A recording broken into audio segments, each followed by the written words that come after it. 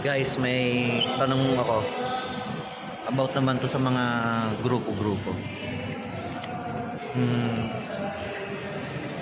Simple lang muna. Ano ang tawag sa samahan ng mga pusa? Pangkat. Ano naman ang tawag sa samahan ng aso? Asosasyon. Ano naman ang tawag sa samahan ng mga baboy? Ay, garnisation. Ano naman ang tawag sa samahan ng mga ahas? Ulupon.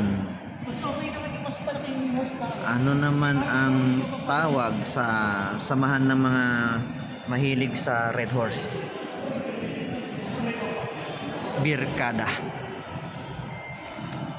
Ano naman ang tawag sa samahan ng mga mahilig sa ayuda? Korporasyon.